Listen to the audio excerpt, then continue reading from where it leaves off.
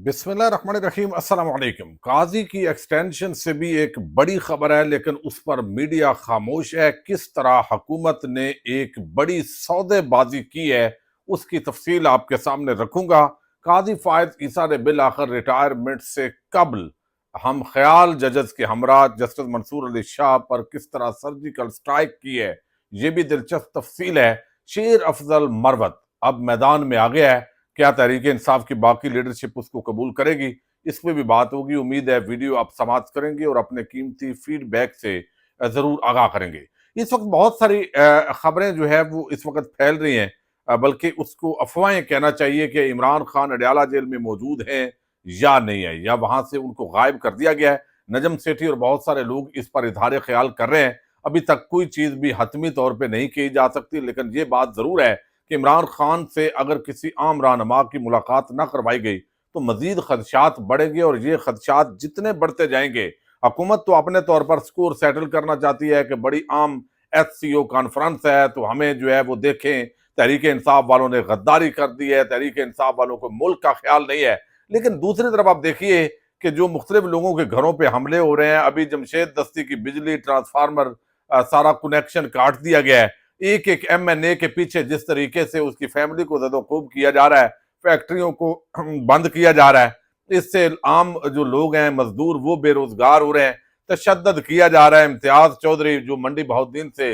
NA 68 से MNA हैं, उनके घर इस्लामाबाद के अंदर घुस के जिस तरह वहां जो लोग थे उनको तशद्दुद का निशाना बनाया गया, तो ये जो एक डुटाई है, ये जो जुल्म है, इस पे ये सारा तबका खामोश है। जो इमरान खान या तहरीक इंसाफ पर ये तनकीद करता है कि आम मौक़ों पर ये एहतजाज की कॉल देते हैं, लेकिन ये मैं समझता हूँ इंतहाई बेशर्मी और बेहया तबका है जो ये दो नंबरी जो है इस तरीके से करता है। भाई या तो आप बात पूरी करें, लेकिन एक तरफा बात करके, एक लीडर है पाकिस्तान का मकबूल तरीन, उस पर पहले कातलाना हमले हो चुके हैं, और फिर उसके मुखालफ है एस्टैब्लिशमेंट, ये हुकूमत, और कुछ भी किया जा सकता है, खदशात तो बढ़ेंगे। और इससे पहले आप अवामी रद्द अमल को चेक कर चुके हैं, तो अवाम मजीद जो है वो निकलेगी। तो आप एक बंदे की मुलाकात करवाएं और ये मामला खत्म करें। लेकिन अब पूरा खानदान इमरान खान का इस वक्त जेल के अंदर है, यानी बुशरा बीबी और उसकी बहनें, एक बहन अभी बाहर है, पता नहीं उनको भी जो है वो किस तरीके से, उसका बेटा जो है अब वो हसान न्याजी, अब वो इस वक्त जेल के अंदर है। अच्छा, अब देखा आपने शेर अफजल मरवत ने एक वक्त के अंदर तहरीक इंसाफ की रूह में एक जो है ना वो कहते हैं जिद्दोजहद के अंदर रूह फूंकी बड़ा जबरदस्त तरीके से, लेकिन फिर उनके हासद लोग आगे आ गए। तंजीमी उनका रवैया नहीं है, कुछ ऐसी वो बातें कर जाते हैं जिसकी बुनियाद पे फिर उनको तनकीद का सामना करना पड़ता है।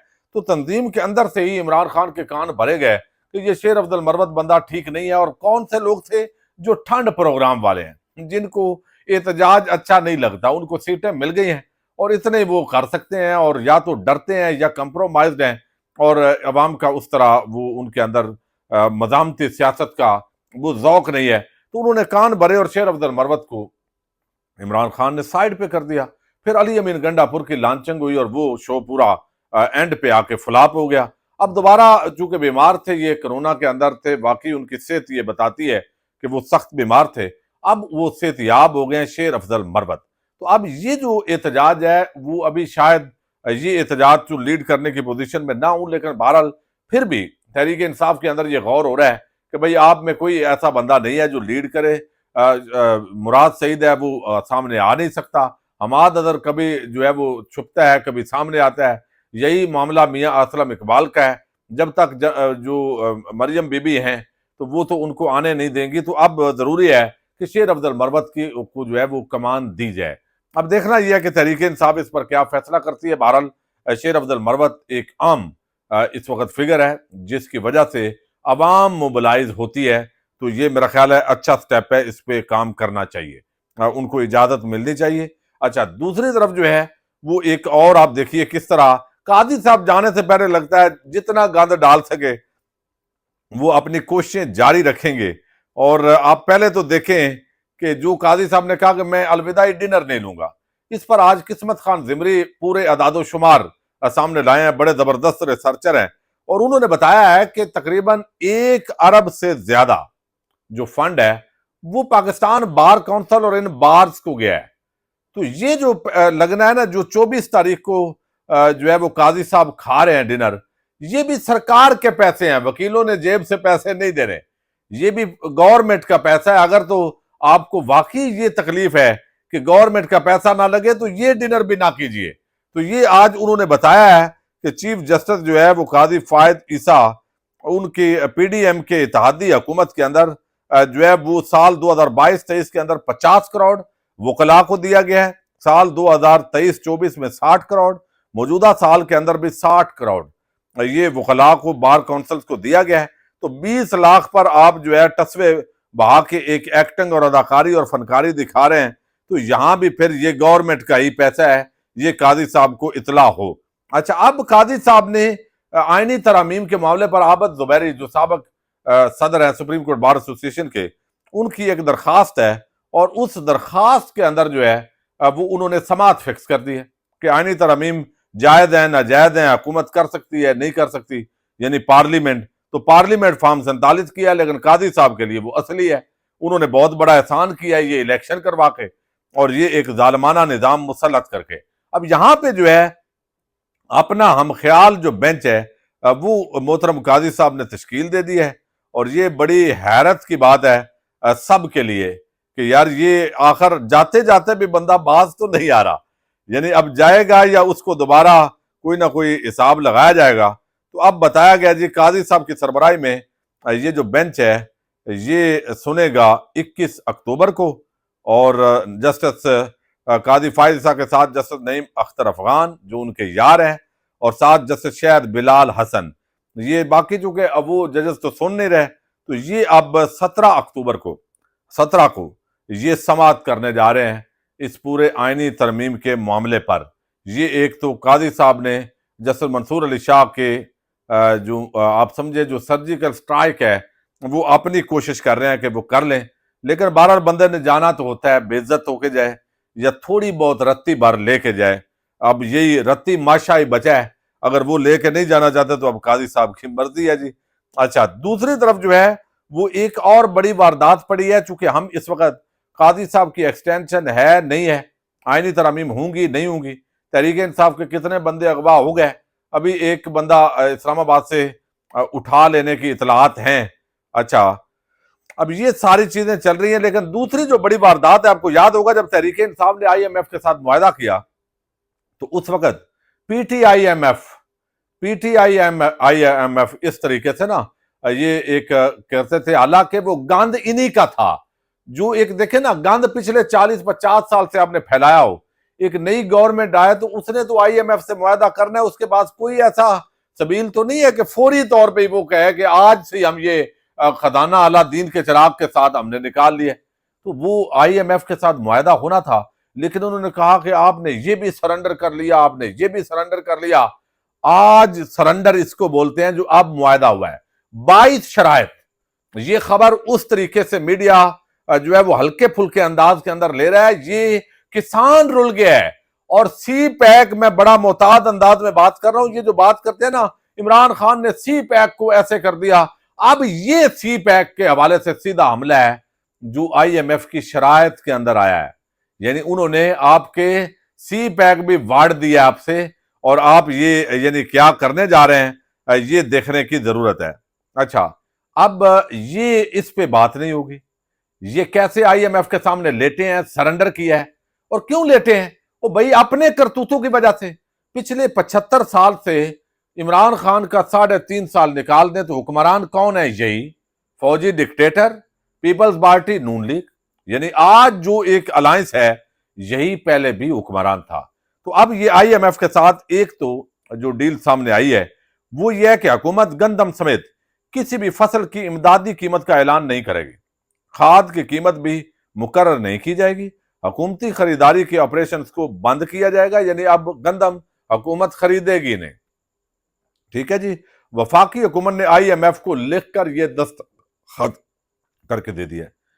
اب یعنی آپ دیکھیں کسان پہلے رل گیا ہے، یعنی ادھر جو مافیا ہے، کھاد مافیا، فرٹیلائزر مافیا، زرعی ادویات والا مافیا، وہ تو وہی ہے جو سیاستدان ہے یا ایک جو سیاسی بزنس مین ہے ساری جگہوں پہ تو قبضے انہی کے ہیں، تو یہ مرضی کے ساتھ ریٹ لگائیں گے. کسان کی جو فصل ہے وہ مرضی کے ساتھ ریٹ لگے گا تو وہ ڈاؤن ہو جائے گا. ابھی دھان کی فصل ہے، چاول کی فصل، آپ یقین مانیے کہ جتنا خرچہ لوگوں کا ہوا ہے نا، ڈی اے پی، یوریا، اور جو زمین آپ تیار کرتے ہیں، پھر مسلسل پانی، موٹر ہر جگہ نہیں ہے. ہمارے علاقے کے اندر منڈی بہاؤالدین گوجرانوالا ڈویژن کے اندر موٹر ہیں صحیح، لیکن اتنی زیادہ نہیں ہے جتنی ساہیوال اور اس علاقے کے اندر ہے. تو تیل استعمال ہوتا ہے، ڈیزل، پیٹر انجن ہوتا ہے اس کے اندر. تو اب وہ خرچہ پورا نہیں ہو رہا چاول کی فصل کا. یعنی پہلے گندم وہ آپ نے اونے پونے لی اور بڑا اعزاز لیا، کسان مافیا، 2-4 ایکڑ والا، 10-12 ایکڑ والا، حتیٰ کہ 30 ایکڑ والا بھی، بھائی وہ کیا مافیا. اب یقین مانے 30 ایکڑ والے لوگ وہ اب بیرون ملک جا رہے ہیں کہ بھائی یہاں ہمارے خرچے ہی پورے نہیں ہو رہے. تو اب یہاں پہ اس سے بھی زیادہ والے خیر. اچھا، اب یہ رحم و کرم پہ ہوں گے، سیٹھوں کے رحم و کرم پہ کسان کو پھر یعنی رول دیا ہے. یہ جب بھی شریف خاندان کی حکومت آئی ہے کسانوں پہ انہوں نے ایسے ہی تباہی پھیری ہے. اچھا، پھر آئی ایم ایف کو انہوں نے لکھ کے دیا ہے کہ یہ جو خصوصی سرمایہ کاری سہولت کونسل ہے، ایس آئی ایف سی کی تشکیل اور خود مختار دولت فنڈ کے قیام پر تشویش کا اظہار کیا گیا. حکومت نے لیول پلینگ فیلڈ یقینی بنانے کا وعدہ کیا ہے. یہ تو چلے نہ بھی ہو، اس کے ابھی تک روپیہ آیا کوئی نہیں ہے، اس کا صرف وعدے وعید البیک کی برانچز ہی انہوں نے کھولنی ہے. اچھا، دوسرا جو ہے وہ آگے گیس مزید مہنگی ہوگی. حکومت 15 فروری 2025 تک نئے ٹیرف کا اعلان کرے گی. ٹیرف ایڈجسٹمنٹ میں درآمد شدہ RLNG کی لاگت بھی شامل ہوگی. حکومت نے آئی ایم ایف کو یہ بھی لکھ کے دیا ہے جی. اچھا، اب دوسرا چھوٹے کسان، یعنی ایک طرف زرعی ادویات مافیا، فرٹیلائزر مافیا کے سامنے پھینکا ہے، آئل مافیا کے سامنے پھینکا ہے. اچھا، بجلی ویسے ہی ایک مافیا بن گیا ہے یہ سارا. تو وہاں سے یعنی وہ اس کی کاشت کی جو قیمت ہے وہ بھی پوری نہیں ہوگی. اور اب آگے یہ ہے جناب کہ زرعی ٹیکس لگانا ہے، یعنی مزید اس کو کسان کو نچوڑنا ہے. جو پاکستان کی معیشت کی ریڑھ کی ہڈی ہے اصل میں، اس کو نچوڑو تاکہ وہ فصلیں کاشت کرنے چھوڑے. گندم بھی اپنی نہ ملے، چاول بھی نہ ملے، روئی بھی نہ ملے، گنا بھی نہ ملے، ہر چیز امپورٹ کروائیں گے تو بھائی سیدھا سیدھا کمیشن کھائیں گے. اچھا، اب اس کے اندر یہ لکھ کے دیا ہے، اس معاہدے کے اندر آج دستخط ہوئے ہیں، اور اس کے اندر وہ کہتے ہیں چھوٹے کسانوں اور کمرشل زراعت پر زرعی انکم ٹیکس لگے گا. رواں ماہ کے آخر تک زرعی انکم ٹیکس قوانین میں ترمیم کرنا ہوگی. 1 جنوری 2025 سے نئے نظام کے تحت زرعی آمدن پر ٹیکس لگے گا. 2025 کی دوسری ششماہی کی زرعی آمدن پر جولائی 2025 میں کلیکشن. حکومت نے یہ بھی لکھ کے دے دیا کسان کو مزید دبانا ہے جی. یعنی وہ کسان جو گندم کی فصل اگاتا ہے تو اس کو امید ہوتی ہے کہ اب وہ بچوں کے کپڑے یا کوئی شادیاں کرنی ہے، کوئی اس نے ساتھ مال مویشی پالے ہوئے ہیں، اب اس کو اور آپ جو ہے نا وہ کریں. اب چاول کی فصل آئی ہے، پھر وہ جتنا خرچہ اتنی انکم، اس سے بھی کم بلکہ نچوڑ لیا. اب مزید اس بیچارے کے پاس اور کام ہی کوئی نہیں ہے، مال مویشی پالے گا. اور یہ یعنی یہ پوزیشن ہے. اب یہ طبقہ ہے جو اس وقت پاکستان پر سمجھیں کہ ہو گیا ہے. اب یہ اتنی بڑی خبر ہے کہ میڈیا کو اس پر پروگرام کرنے چاہیے تھے. بہرحال یہ پروگرام نہیں کیے. اس طرح کی 22 شرائط اس آئی ایم ایف معاہدے کے اندر رکھی گئی ہیں جی، اور مزید کسی اور ویڈیو کے اندر آپ کے سامنے رکھیں گے. یہ کسان دشمن حکومت، مزدور دشمن حکومت، آئین اور قانون دشمن حکومت، فارم 47 کی حکومت، عام غریب متوسط طبقے کو جیلوں میں ڈالنے والی حکومت، لوگوں کے گھروں پہ حملے کروانے والی حکومت، اور آئینی ترامیم کے لیے دوبارہ ایم این ایز اور سینیٹرز کو اغوا کروانے والی حکومت. یعنی کوئی ہے اس کی کریڈیبلٹی؟ یعنی کس لیول پہ یہ جائیں گے؟ پاکستان کو کہاں جا کے یہ لے جا کے اپنا، یعنی ایسے لگ رہا ہے کہ یہ سارا جو اس وقت طبقہ ملامتیا قابض ہے پاکستان پر، یہ کوئی پاکستانیوں سے بدلہ لے رہا ہے، پاکستان سے بدلہ لے رہا ہے. اللہ کا واسطہ ہے بھائی رحم کرو، کسی کو جینے دو. اب جائیں کہیں دیہڑی دار مزدور بیچارے پورا دن بیٹھے رہتے ہیں، شام کو مزدوری کے بغیر جا رہے ہوتے ہیں اور وہ منگتے بنے ہوئے ہیں. تو بہرحال پاکستان زندہ باد.